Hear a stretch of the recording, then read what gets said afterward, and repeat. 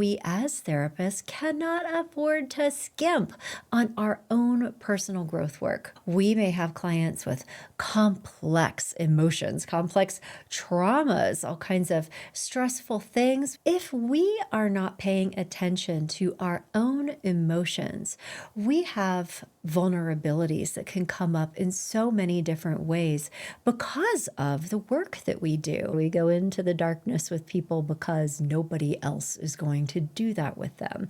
This takes an enormous amount of personal strength, and we are also affected by this. Supporting other people is your job as a therapist, but just between me and you, do you feel like you're doing a really good job of supporting yourself?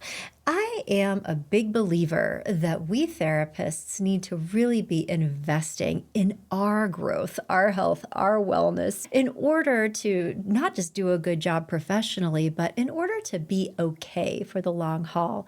And that's why on this edition of Love, Happiness, and Success for Therapists, we're talking about why we as therapists cannot afford to skimp on our own personal growth work. By the end of our time together today, I hope that you have either a confirmation of staying the course if you're already engaged in a lot of good personal growth activities, but also maybe some new ideas for ways to expand that. And of course, if this is something that you've been needing to do, I hope that hearing this episode helps give you the mental framework and also the motivation to take positive action, to be supporting yourself as a therapist. If this is your first time tuning in, I'm so glad you're here. I'm your host, Dr. Lisa Marie Bobby. I'm a therapist. I'm a licensed psychologist. I am also a licensed marriage and family therapist, and I am also a very proud board certified coach. Additionally, I am an AAMFT approved clinical supervisor of other therapists, and I am the owner of Growing Self Counseling and Coaching, which is a fairly large group practice. We have 50 some therapists running around here at this point, and because of this, I have had a lot of visibility into what the benefits are from continuing to do our own work and growing and evolving. And I have also had a front row seat with supervisees, with clinicians that I've known and worked with, where the decision to not be investing in ourselves or taking care of ourselves can take a real toll professionally, but also personally. To jump right into this, I'd like to start with some of the whys, because I believe that it's really helpful to have a mental framework that provides motivation and understanding that allows us to confidently engage with the things that we maybe on some level know that we should. I hope that by just reviewing some of these whys, you'll be like, oh yeah, this is actually important for me too. We may have clients with complex emotions, complex traumas, all kinds of stressful things. We're in positions of leadership where we are responsible for the well-being of others, and we have many people looking to us as guides to help them through their growth journey. If we are not paying attention to our own emotions, we have vulnerabilities that can come up in so many different ways because of the work that we do. We can get triggered by our clients' experiences. We can find ourselves having big reaction to things, which especially over time can lead to burnout or disengagement, right? Additionally, there are some more important things here too, because especially depending on what kind of environment you're operating in, you may be encountering or bearing witness to some truly horrific things. And that is part of what we do, right? We hold those spaces and we go into the fire, we go into the darkness with people because nobody else is going to do that with them. This takes an enormous amount of personal strength, and we are also affected by this. I've recorded podcasts in the past on things like vicarious trauma, which is very real.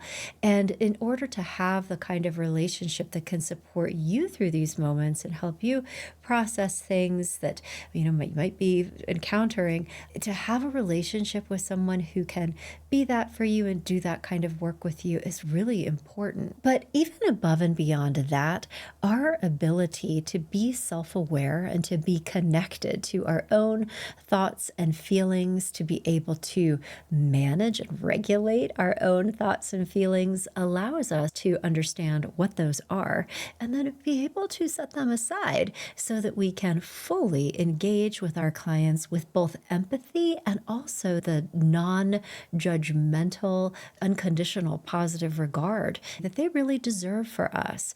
If we are not doing our own work and continuing to cultivate a lot of self-awareness, it can be hard for us to do that, especially with some challenging clients. You may have caught a recent episode of Love, Happiness, and Success for Therapists where I addressed values conflicts and the kind of bias that can come up if you're working with a client who is very different from you. I did a great interview with one of my mentors, Dr. Diana Estrada, on this. And so those are, I think, more overt ways where this could happen, but there are more covert ways that our own perceptions and ways of being can seep into the space between ourselves and a client and lead to not just stress for us, but a more ineffective experience for our clients. And that's just another reason why our own self-awareness is so fundamentally important. Additionally, in my experience, when clinicians are not taking good care of themselves and not plugging themselves into situations that either help them heal, grow, or just take care of themselves in good feeling ways, it can start to lead to burnout. Now, I've also talked on past episodes of this podcast about many other factors as also contributing to burnout, how burnout is a very multi-dimensional experience for many clinicians, and that there are a number of factors and pillars, but it is super true that one of the big ones is related to self-care, not just like physical self-care, taking bubble baths, but like that mental and emotional self-care that is so vital for us to do. And that if you're not doing that and don't have that kind of nurturing and caring energy coming back at you, it can make you so much more vulnerable to burnout. One of the ways that being involved in either therapy or your own deep personal growth work can really go into that, having the emotional and mental resilience that will protect you from things like compassion fatigue or getting to that burnout place where it begins to impair your ability to feel things. You might experience reduced empathy or annoyance for clients, but also you might find yourself constricting emotionally in your personal life. Anytime that we become overly desensitized to clients' pain and suffering because we're emotionally exhausted and just can't take anymore, yeah, that is an understandable survival strategy, but it's also a sign that we need to do something different with that, because when we have too much emotional distance from our clients, we're checked out. But I believe that any time that we are really like numbing ourselves to that degree, it can't not impact us personally too. Also, things like countertransference, things like having subtle kind of reactions to clients that we're not even aware of, but that can really impair our ability to understand them or help them in the way that they truly need to be. These can sneak up on us. And I think the biggest problem is just from your work with your clients, that sometimes the biggest obstacle is helping somebody even be aware of what they're doing at all, because we actually don't know how we feel. We don't know how we think a lot of times until we get assistance in creating visibility for that. We are vulnerable to the same. And so to have a trusting relationship with somebody in your life who can serve in a personal/professional capacity where you feel emotionally safe enough to say, I'm having a reaction to a client, either overly negative or overly positive, or something came up in my session recently that really triggered me and I was having a hard time staying present. But somebody that could just give you the opportunity to even talk through that so that you're able to connect your own dots. Or if you have somebody that really loves you, maybe even enough to challenge you with compassion and love, but also to provide you with feedback. Or even if you get involved in some professional mentorship or coaching, it could be enormously helpful to you. And again, there's no shame in this. Like, we all need this kind of support in order to be okay in this profession over the long haul. And then lastly, one of the reasons that I do believe that clinicians like us do need to be involved in their own work and doing it is because I think if we are not walking the walk ourselves, at least on some level, it turns into this a couple of different things. Like, I think that there can be a hypocrisy piece of it. I think that there can also be a very real lack of empathy for what it feels like to be a client. But I think too, there is a certain sense of kinship when we're working on ourselves and also trying to be of service to our clients who are working on themselves at the same time, that I think can turn into confidence for us as role models, that we become more trustworthy guides and role models for our clients when we are living in a way that feels congruent with the kind of life and work that we are advocating for our clients. And now, at the same time, I don't know if you've had this experience, but I have on more than one occasion laughed with my professional colleagues, my consultation group, about some of the things we tell clients that we don't always practice ourselves, like getting enough sleep or taking time off or all the things, right? We laugh about it. And of course, I think it's always easier to give support for other people's well-being than it can be sometimes to give it to ourselves. But I think even if we're not always doing all the things perfectly or all the time, I think in general, I personally admire most people that I view as striving to better themselves, right? And taking action on their own behalf, whether it is being in therapy or reading the books or being engaged in coaching or some kind of professional development, like they are striving to expand themselves. I think that turns into a special kind of energy that other people can feel. That's what we want for our clients. And so I do think that there's an obligation in a way that, like, are we living that? Are we emulating that kind of intention that we're attempting to support in our clients? And maybe our path looks different than that of our clients, but still the energy is the same. And I think there's a lot of nobility in that. There are so many reasons to engage deeply in your own personal growth work.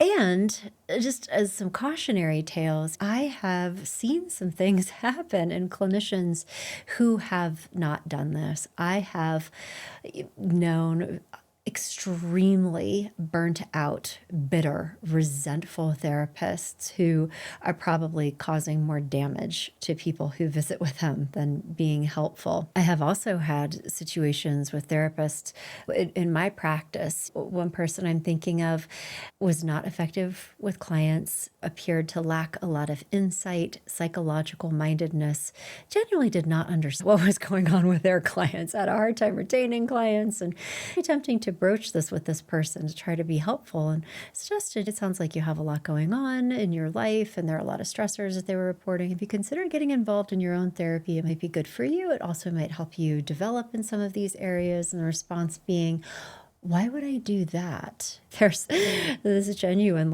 lack of empathy or understanding for what clients are even going through if we don't have some personal connection with what this work is even like ourselves. If we are not willing to make ourselves vulnerable, challenge ourselves, dig deep, how can we truly be helpful guides to anybody else who wants to do that? And certainly, while we don't have to have exactly the same life experiences as that of our clients, I do think that it is important to have at least some general empathy for what it is that they're feeling, even their engagement in the growth process itself. It is also true in my experience, that therapists can be very tough cookies when it comes to getting help for themselves and doing their own personal growth work. And in my experience, there are three primary reasons why this is.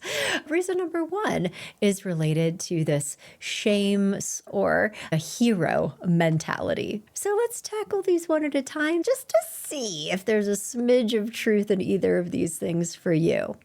Starting with shame, good old-fashioned shame.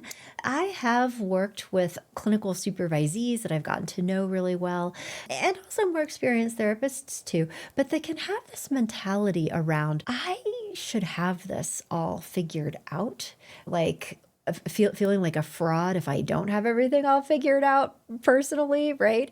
And I think that there can be the sense of needing to be the person that they think their client needs them to be, which can turn into the sense of, what does it say about me if I have my own issues and if I can't solve my problems myself because I'm a therapist and I should know how to do this? And if I'm having relationship problems and I'm a marriage counselor, like, what does that mean? And so I think sometimes in order to just manage that, therapists can wind up avoiding getting appropriate help for themselves. Even if they would tell somebody else to, it's different for them. And along the same lines, there can be this very interesting hero mentality where therapists go to, I'm fine, I have this all figured out, I don't need anybody. Again, I think going back to that, the role that we are put in is that we are the ones who provide guidance to other people and to give help to other people. And I think that it can be really hard sometimes for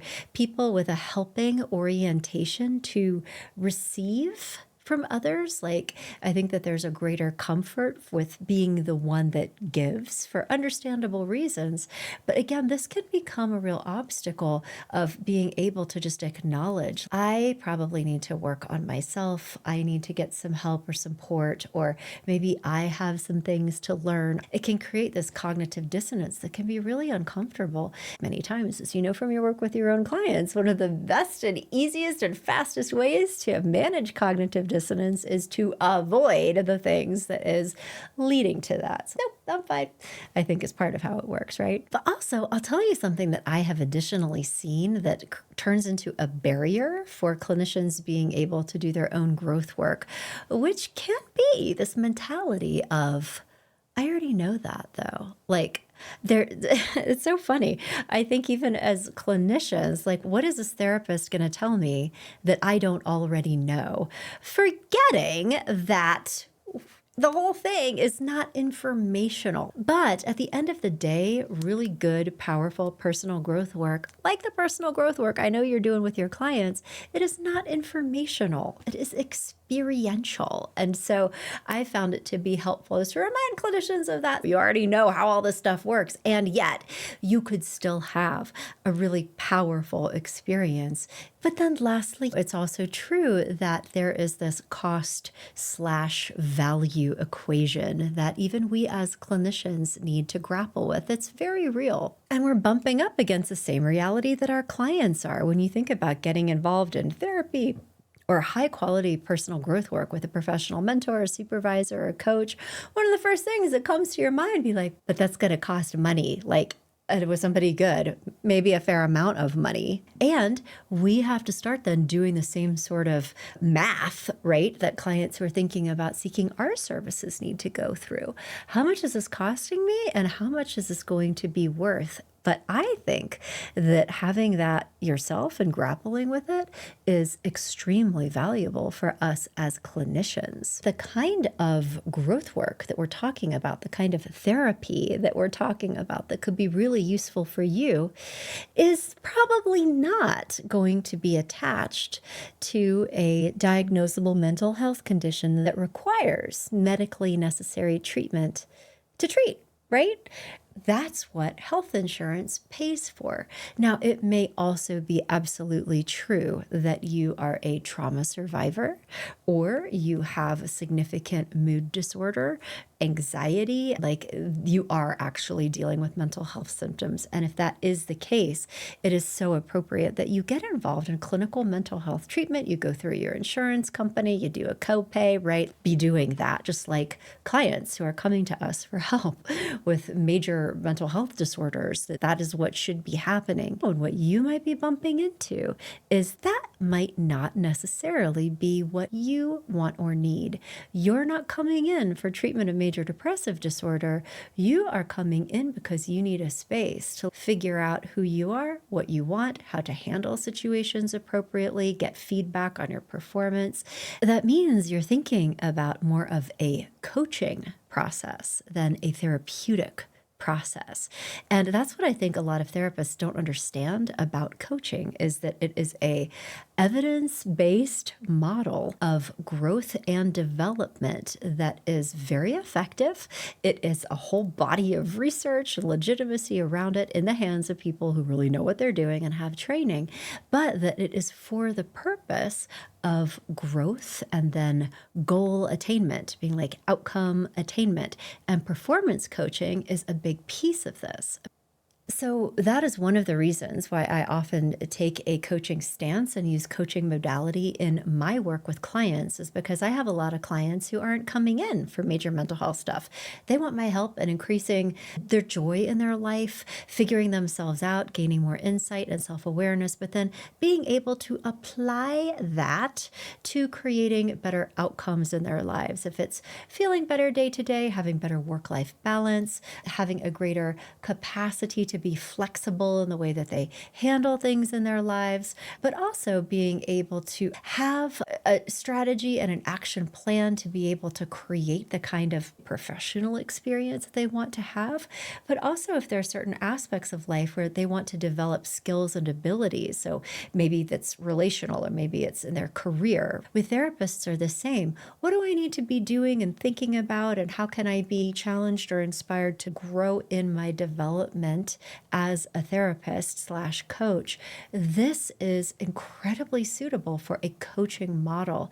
And I think too that therapists not really understanding this and just jumping into standard issue talk therapy can have a very similar reaction to that of their clients, quite honestly, where it is, I don't know how much I'm getting out of this, as opposed to seeking out a coaching process, a coaching model with a supervisor, a mentor, a highly experienced therapist who can provide them with a coaching experience that is likely much more valuable in terms of getting visibility into yourself, developing different mindsets and ways of seeing things, but then also then translating that into, okay, so who am I? What was my life and career all about? And then how am I going to create the outcome that I want? If you're interested in doing even just a little bit of this with me, I have a free resource that I put together for you that won't walk you through the entire coaching process, but it'll do two things. First of all,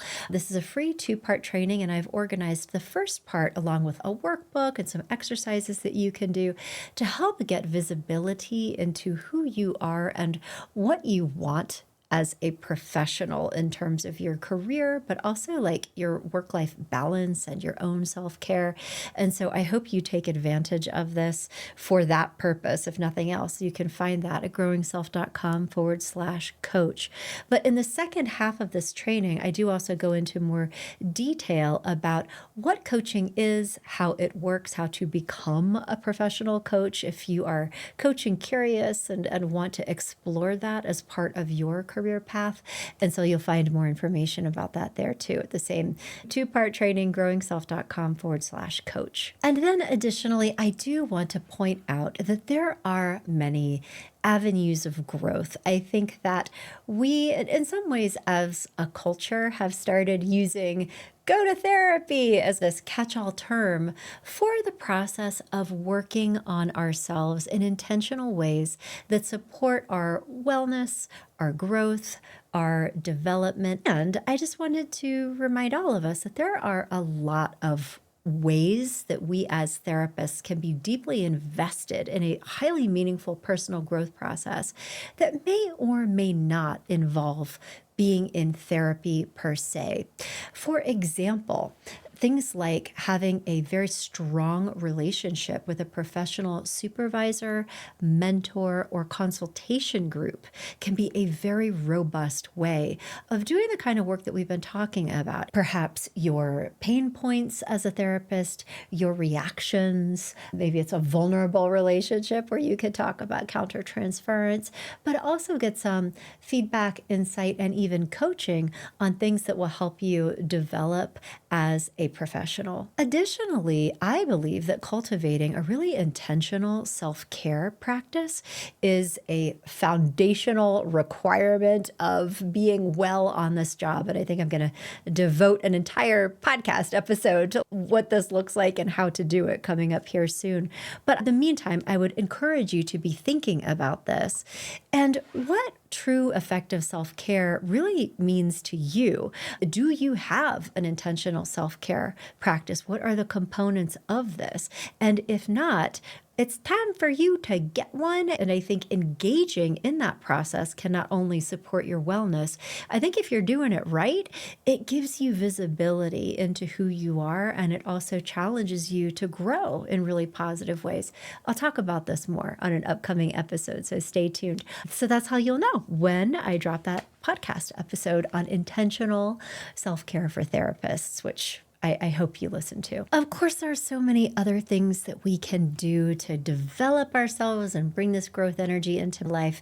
I personally have gotten so much out of attending retreats or intensives, whether it's for personal growth or professional development. I'll go for a few days and come back with really new energy and new ideas and feeling really charged. Also, I think outside of having a one-on-one relationship with a dedicated supervisor or mentor, to have a really supportive professional network can be intrinsically important, even if it's just cultivating friendly relationships with other therapists, but also in addition to people that you go do fun things with and drink wine with, they can also be people who understand and can be a good friend to you in moments where something comes up that you need to talk about. I think that is just invaluable in my own life. And I think that's part of the job in some ways, is to develop that.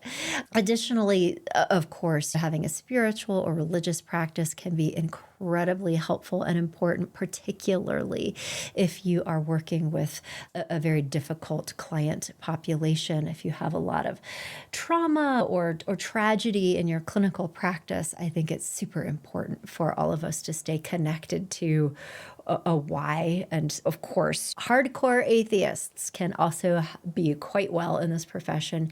And just what I've seen is that it can be helpful for clinicians to have a spiritual practice or faith community as just part of their overall self-care and growth system. Even though simple journaling practice can also be incredibly helpful, some dedicated time every day to be alone with your own thoughts or reflecting on your client sessions or what you learned or difficult moment that you're having, and being able to have that conversation with yourself is really helpful.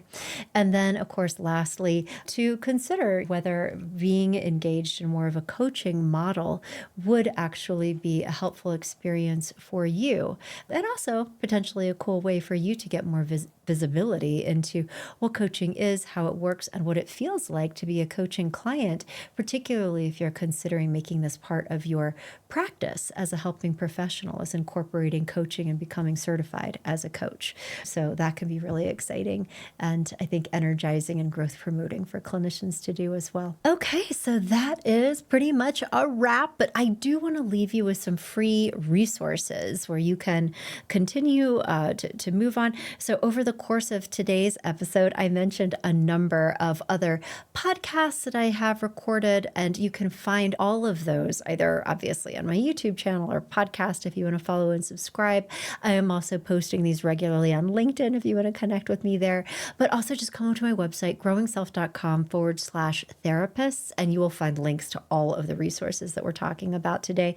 You'll also find a link to that 2-part training that I was talking about related to getting clear about your own professional growth and outcome goals, exploring coaching at growingself.com/coach. And then very lastly, something else that that might be interesting for you. On that same page, for the For Therapist page, growingself.com/therapists, I have created an assessment tool for therapists just to get visibility into their own burnout risk factors. It is a burnout risk assessment, honestly. And so it's a questionnaire that I put together, answer probably 15, 20 questions that will explore different facets of your professional experience, and then create a report that will show you if you have vulnerabilities in some of these important areas, as well as provide written recommendations about things that you can do and actions that you can take to begin moving back towards wellness. And so you're invited to take that as well while you're on my website. As always, thank you so much for spending time with me today. It is such a joy for me,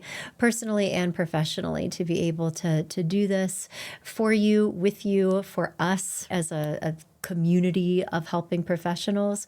This is a labor of love for me, and my only one request is that you pass this on to somebody else in your professional network that you might be thinking about as you're listening to this. Maybe you are worried about them, so that they can be thinking about some of the things that we've been talking about today, and hopefully getting the support, the motivation, the guidance that they need to help themselves make a good and wise decision of perhaps getting involved in their own personal development work.